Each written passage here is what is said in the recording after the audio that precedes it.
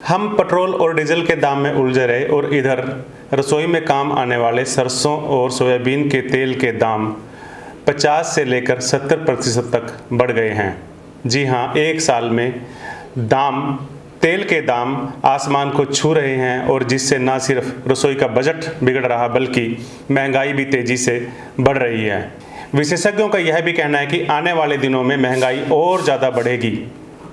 एक तो कोरोना काल में पहले ही लोगों की जेब पर काफ़ी असर पड़ रहा है, दवाओं पर आम आदमी का खर्चा काफ़ी बढ़ गया है और इसके बाद बिजनेस और व्यापार पूरी तरह से ठप है और इस पर भी रसोई में काम आने वाले सामान या खाद्य पदार्थों की कीमतें बढ़ने से आम आदमी को काफ़ी दिक्कतों का सामना करना पड़ रहा है। स्थिति यह है कि न सिर्फ तेल बल्कि रसोई में काम आने वाले मसाले और अन्य खाद्य पदार्थों के दाम भी बड़ी तेज़ी से बढ़ रहे हैं और इस पर रोक लगाने के लिए सरकार की ओर से अभी तक कोई भी कदम नहीं उठाया गया। देश में सबसे बड़े एग्री वायदा बाज़ार future market national commodity and derivatives exchange बीते एक साल में ही 44% से ज़्यादा बढ़ा है। इससे पता चलता है कि देश में खाने पीने के सामान की कीमतें कितनी तेज़ी से बढ़ रही हैं।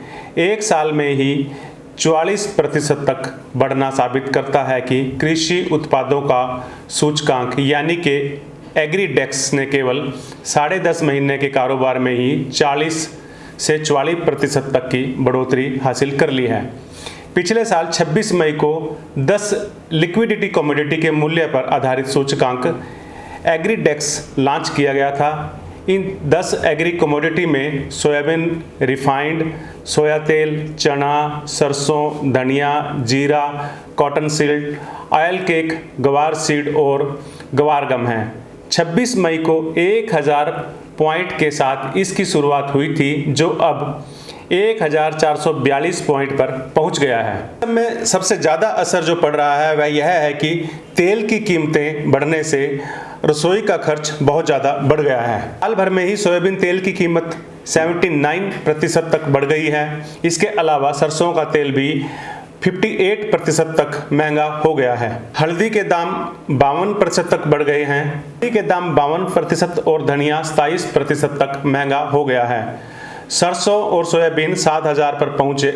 देश में इस बार सरसों और सोयाबीन की फसल भी काफ़ी महंगी बिकी है। हालांकि यह फसल काफ़ी अच्छी हुई थी लेकिन इस बार 7000 रुपये प्रति क्विंटल तक पहुंच गए थे। विशेषज्ञों का यह भी मानना है कि इस बार सरसों का तेल और ज़्यादा महंगा हो सकता है क्योंकि फसल कारोबारियों ने महंगे दाम पर खरीदी है। साल की तुलना करें तो हम पाएंगे कि सरसों पिछले साल 4500 रुपये प्रति क्विंटल थी लेकिन इस बार इसके दाम 7000 तक पहुंच गए हैं। आमतौर पर लोग खाने पीने में सरसों और सोयाबीन का तेल इस्तेमाल करते हैं और यदि गृहिणियों को यह तेल महंगे दाम पर खरीदने पड़े तो जाहिर है इसका असर उनकी रसोई पर पड़ेगा। विशेषज्ञों का कहना है कि 2021 में एग्रीडेक्स इंडेक्स कृषि उत्पादों की बढ़ती कीमतों की ओर इशारा करती है। इससे आम आदमी के रसोई का खर्च बढ़ा है और आगे इसके और महंगा होने की संभावना है। आपको बता दें कि अप्रैल में थोक महंगाई दर 11 साल के सबसे ऊंचे स्तर पर थी। विशेषज्ञों का यह भी कहना है कि आने वाले 2 से 3 महीने में एग्रीडेक्स 1700 पॉइंट पर पहुंच सकता है और इसका सीधा मतलब यह है कि कमोडिटी प्राइस और ज़्यादा बढ़ेंगे। यह इंडेक्स बताता है कि महंगाई भी बढ़ेगी। इसका सीधा असर आम लोगों की जेब पर पड़ने वाला है। हालांकि महंगाई पर इन दिनों कोई बात नहीं हो रही है क्योंकि कोरोना काल चला हुआ है। हर किसी के एजेंडे में कोरोना और कोरोना की दवाएं हैं लेकिन इसके बावजूद भी खाने पीने के सामान के दाम जिस तरह से बढ़ रहे हैं इससे यही लग रहा है कि आम आदमी के आने वाले दिनों में और ज़्यादा मुसीबतें आने वाली हैं। आने वाले दिनों में उसकी आर्थिक दिक्कतें और ज़्यादा बढ़ने वाली हैं।